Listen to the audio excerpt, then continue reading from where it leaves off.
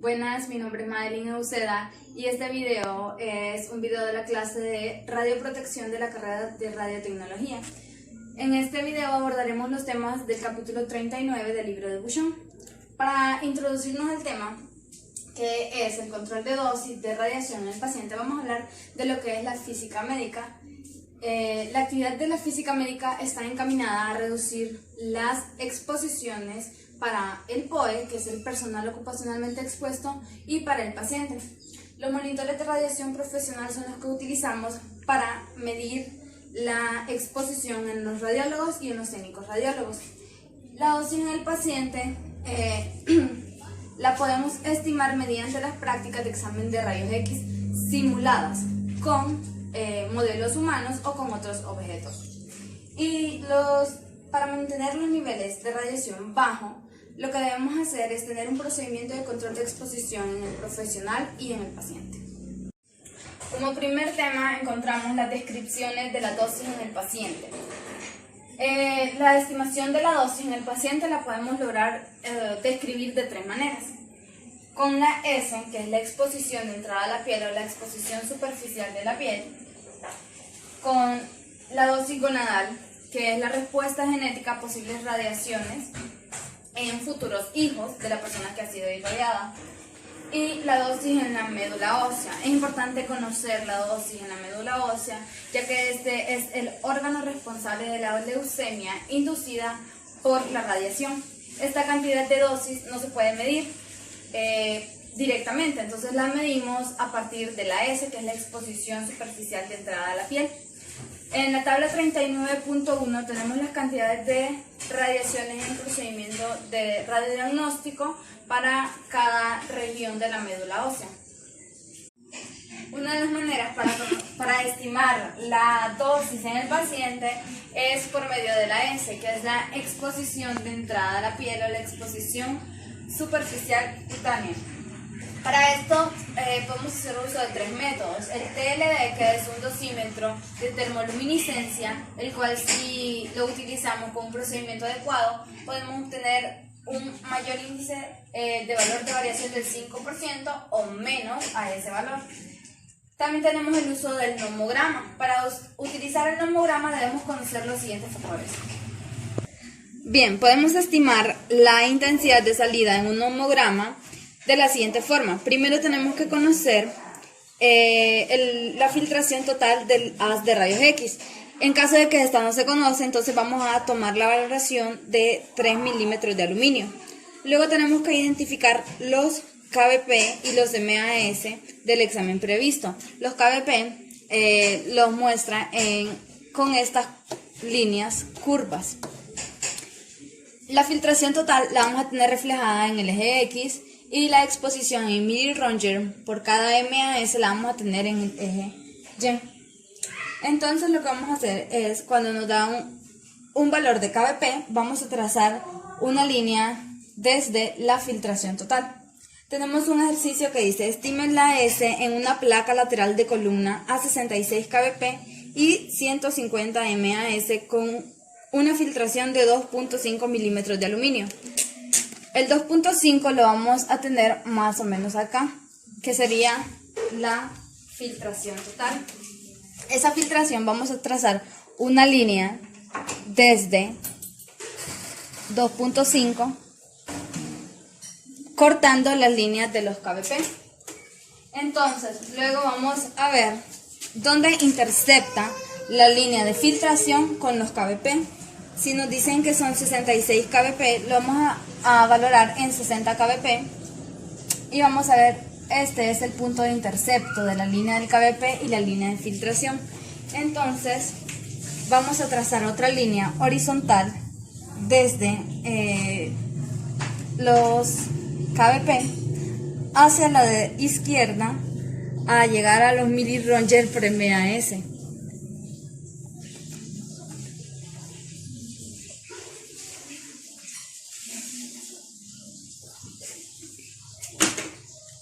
Bien, de esta forma vamos a obtener el valor de miliröntgen por MAS que vamos a tener a 60 kbp aproximadamente cuando la filtración es de 2.5 milímetros de aluminio. Vamos a medir cuántos mR tenemos para esta filtración de 2.5 cuando estamos a 60 kbp. Tenemos aquí 1, 2, 3 y en la línea que trazamos está el número 4. Entonces tendríamos 4 miliröntgen por cada mA. Lo que vamos a hacer es multiplicar esos 4 miliröntgen por el número de MAS que nos da en el ejercicio, que son 150 MAS. Con esto obtendríamos 600 miliröntgen. Y esa sería la intensidad, la exposición que tendríamos cuando utilizamos 60 kbp, 150 MAS y 2.5 milímetros de aluminio para una filtración. La tercera forma que tenemos para estimar la S o la exposición superficial de la piel es mediante la ley inversa. Para esto necesitamos una fórmula que es la intensidad 1 sobre la intensidad 2 es igual a la distancia 2 sobre la distancia 1 al cuadrado. En el ejercicio nos dice que tenemos una intensidad 1 de 3.7 miliröntgen por MAS a una distancia inicial de 100 centímetros. ¿Cuál es la intensidad número 2 si aplicamos una distancia de 75 centímetros? Para esto estamos buscando la intensidad número 2, así que vamos a despejar esta fórmula de manera que nos quede la intensidad 2 sola para poder resolver el ejercicio. Luego lo único que vamos a hacer es introducir los datos en la fórmula. Tenemos que la intensidad 1 son 3.7 miliröntgen por MAS. Esto lo vamos a multiplicar por la distancia 1, que son 100 centímetros, entre la distancia 2, que son 75 centímetros. Todo esto lo vamos a elevar al cuadrado. Entonces vamos a tener una distancia 2 de 3.7 miliröntgen por MAS. Vamos a cancelar los centímetros y el resultado de 100 centímetros al cuadrado entre 75 centímetros al cuadrado nos da a 1.78. El resultado para una intensidad 2 entonces sería de 6.6 miliröntgen por cada MAS que nosotros utilicemos en la técnica. Para un procedimiento en fluoroscopía podemos hacer otro cálculo para la estimación de la S. Un ejercicio nos dice, un procedimiento fluoroscópico requiere 2.5 minutos a 90 kbp y 2 mA. ¿Cuál es la S aproximada para este procedimiento? En los procedimientos de fluoroscopía tenemos un valor dado o aproximado de que la exposición superficial de la piel son 4 röntgen por cada minuto que nosotros estemos en el estudio. En el ejercicio nos dice que tenemos un tiempo de 2.5 minutos. Lo único que vamos a realizar aquí es multiplicar los 4 röntgen minuto que tenemos en un valor ya dado para un procedimiento en fluoroscopía por los 2.5 minutos que vamos a tener en el estudio.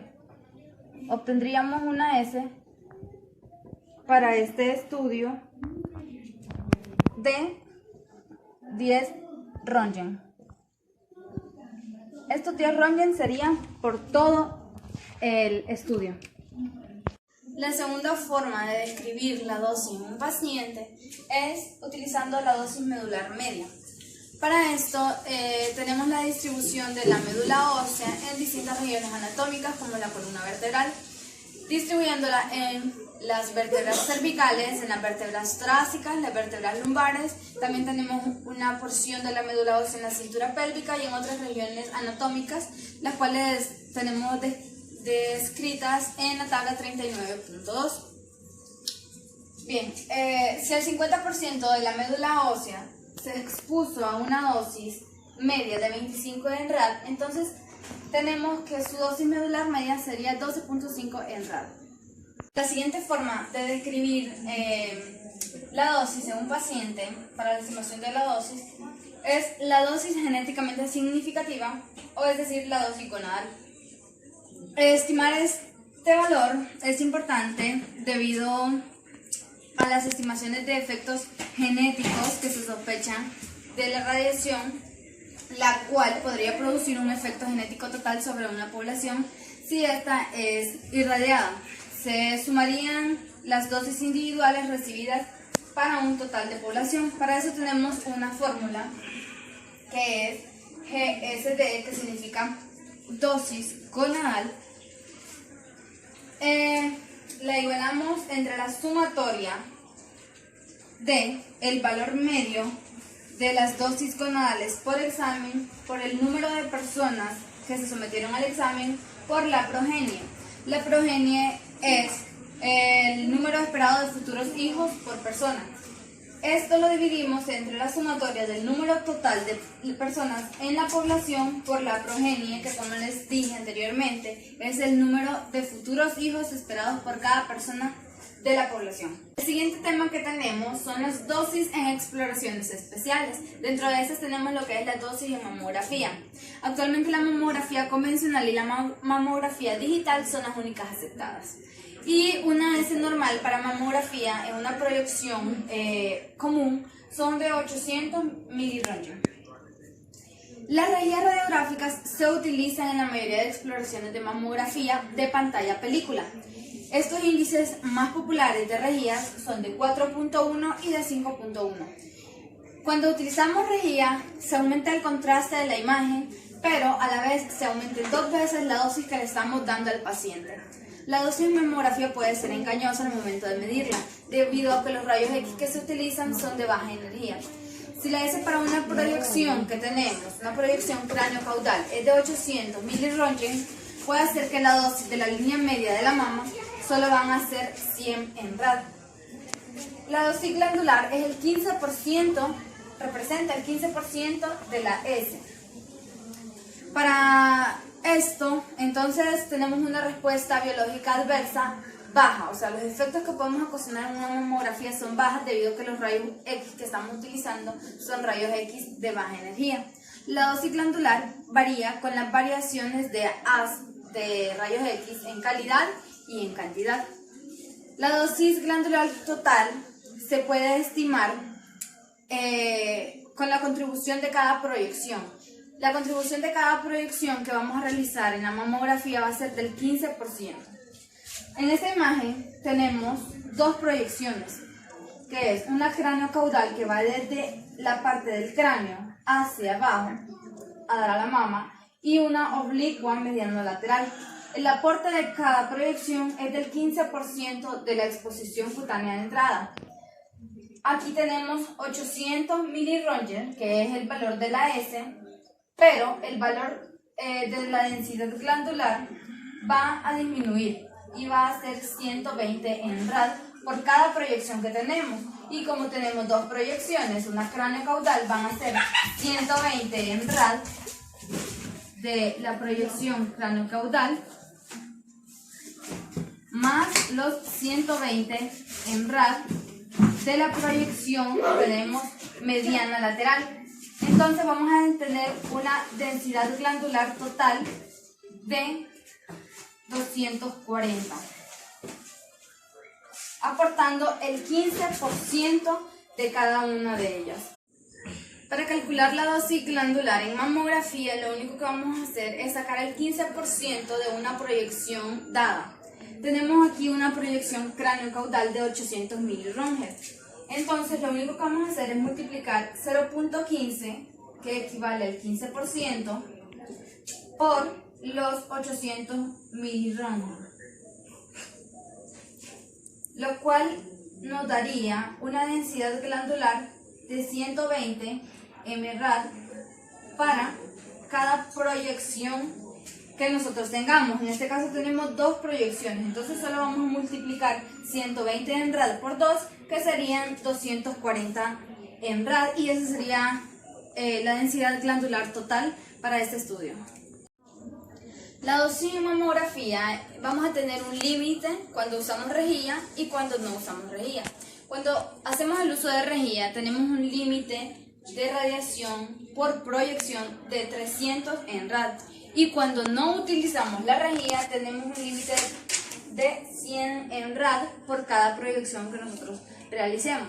Para reducir la densidad glandular es necesario no hacer muchas proyecciones. Lo recomendado solamente son 2 proyecciones y debemos evitar la proyección axilar. Esa no es habitualmente utilizada. Además, la mamografía digital debe producir una densidad glandular más baja que la mamografía convencional. Dentro de las dosis de exploraciones especiales tenemos la dosis en tomografía computarizada. Aquí no se representa una dosis solo en tejidos superficiales, sino también obtenemos una dosis en los órganos internos. Son escaneos continuos y por lo tanto representan una dosis más alta que en los demás procedimientos radiográficos que tengamos. Representa un 50% de la exposición superficial de la piel, o la S, y el 70% de la dosis total en el paciente. La eficacia de la dosis en tomografía computarizada es exacta debido a la colimación que tenemos. Tenemos una colimación exacta y representa un haz de rayos X exacto y estrecho. Gracias a eso tenemos una eficacia, entonces nos proporciona una menor radiación dispersa y un mayor contraste en la imagen. El movimiento de la camilla es muy importante en este tipo de procedimiento de tomografía computarizada, ya que si movemos muy rápido la camilla, entonces podemos perder algún tejido en la imagen, y si la movemos muy lento, podemos irradiar doblemente un tejido. Tenemos que tener un movimiento preciso y constante. Tenemos la tomografía computarizada helicoidal multicorte. En esta tomografía tenemos una menor dosis gracias a que hay una menor penumbra o colas de perfil. Los valores en tomografía helicoidal son de 3000 a 5000 en rad, o equivalentes a de 30 a 50 miligray aire. Estos valores van a variar según el tipo de exploración que tengamos y según el tipo de sistema de imagen que estemos utilizando. Cuanto mayor sea el valor del multicorte, menor van a ser la dosis en el paciente. El haz de rayos X es un haz que está bien definido y bien enfocado. Entonces, debido a esto, la radiación puede ser controlada. En esta tomografía hacemos poco uso de los protectores plomados, debido a que el metal de estos produce artefactos en la imagen y el esquema rotatorio de la fuente reduce su eficacia. Como siguiente tema tenemos la reducción de dosis innecesaria. Muchas exploraciones se solicitan cuando la información provechosa es irrelevante, pero hay casos en que si no lo hacemos se ve afectado el técnico radiólogo, el clínico o el radiólogo, debido a que si el paciente tiene una evolución de fracaso, ellos pueden ser incluso demandados. Tenemos algunas pruebas que no son rentables y las probabilidades de detección de enfermedades son bajas, como por ejemplo tenemos la detección de masas por tuberculosis.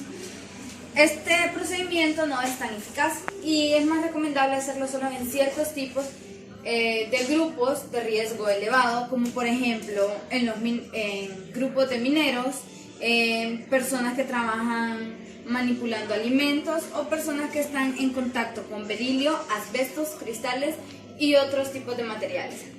El hospital. Los ingresos en el hospital. Las exploraciones no deben realizarse cuando no hay una indicación médica documentada y pueden ser admitidos solo pacientes que presenten una patología respiratoria. Médicas periódicas. No se deben realizar exámenes periódicos si el paciente es asintomático.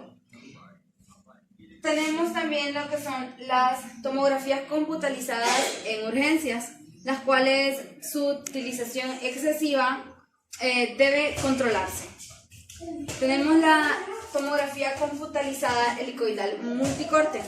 la cual debe haber evidencias de probabilidad de una enfermedad referidos por un especialista. Debido a que las dosis que tenemos en las tomografías computarizadas son muy altas, debemos evitar realizarlas si no son tan necesarias o si no tenemos evidencia de alguna patología o alguna enfermedad.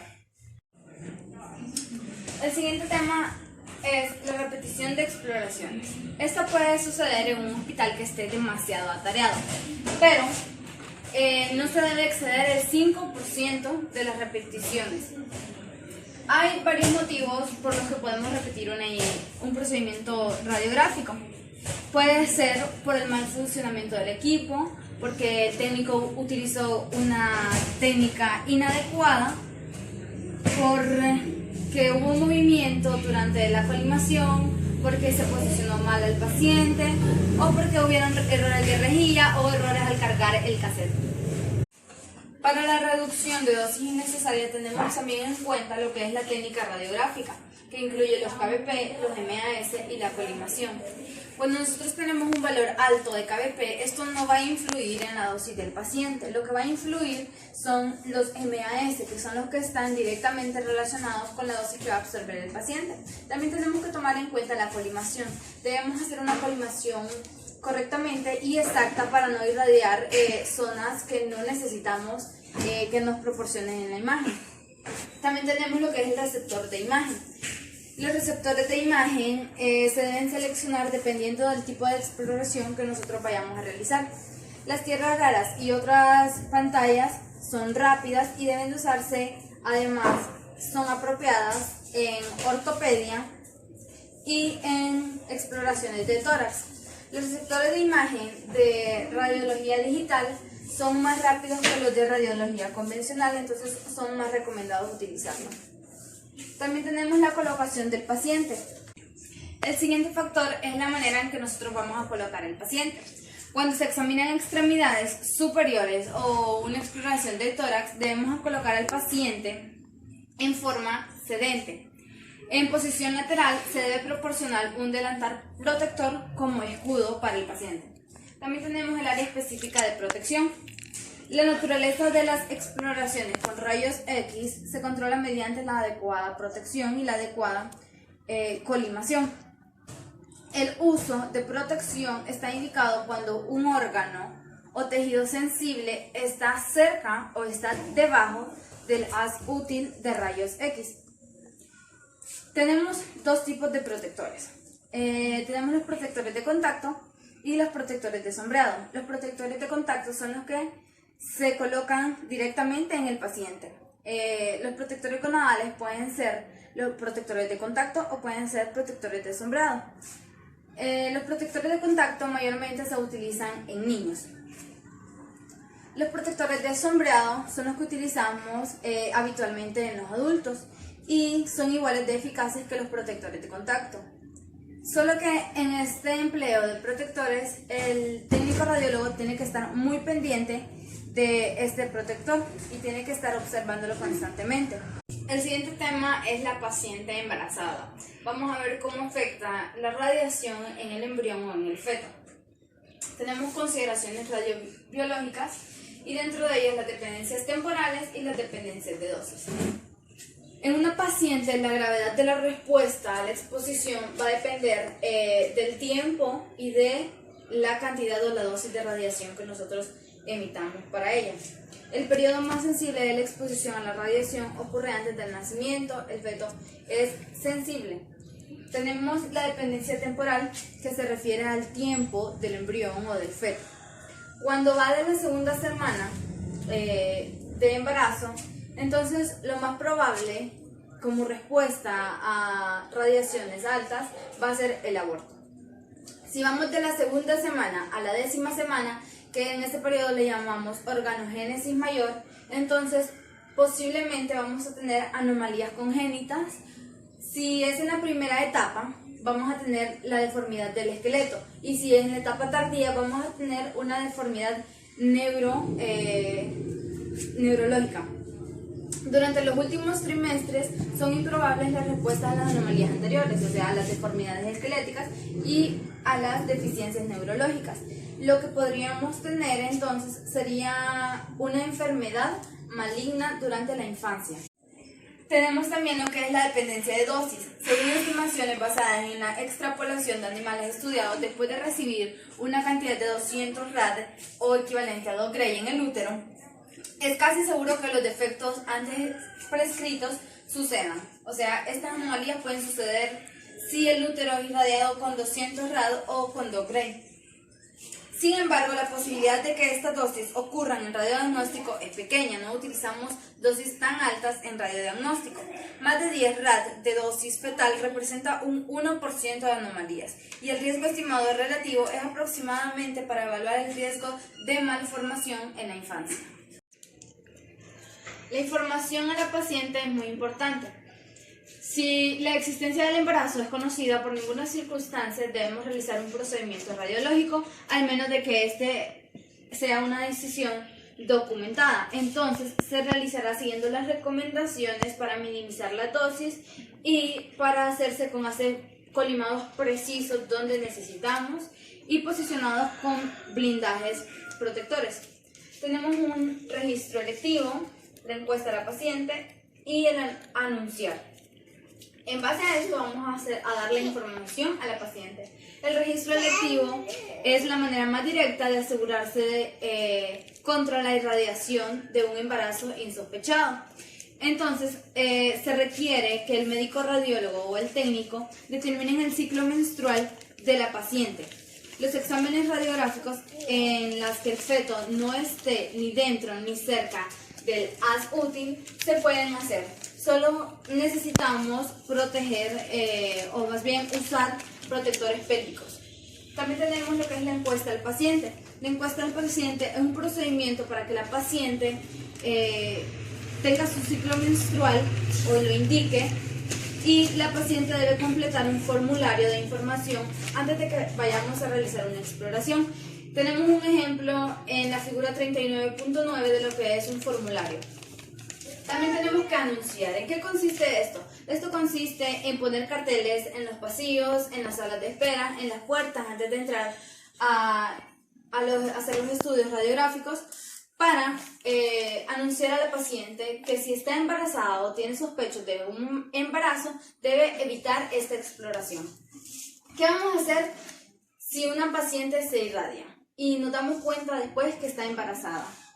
Lo que vamos a hacer es estimar la dosis fetal, y si la revisión preliminar de la técnica determina que la dosis pudo haber excedido un rad, entonces vamos a realizar una evaluación de dosimetría completa. La precisión de la dosis fetal puede determinarse conociendo los exámenes realizados, las técnicas utilizadas y el sistema de imagen utilizado. Después de determinar una fase de gestación en la que ocurrió la exposición, con esto tenemos nada más dos alternativas. Después de que hemos visto que la exposición fue alta o que fue mayor a un rad, y después de determinar el tiempo de gestación en el que ocurrió la irradiación, entonces vamos a determinar si el embarazo puede continuar o debemos realizar lo que es un aborto terapéutico. Cuando tenemos dosis por debajo de 10 rad o de 100 miligray, el aborto terapéutico normalmente no es indicado, al menos de que ya existan otros factores de riesgo en el embarazo. Por encima de 25 rad o 250 miligray pueden causar alteraciones de desarrollo mental. Las dosis fetales pocas veces van a exceder de 5 rad. Para eso tenemos la figura 39.4, donde nos muestra las dosis fetales según el tipo de exposición que haya tenido la paciente. Con esto concluimos lo que son los temas del capítulo 39.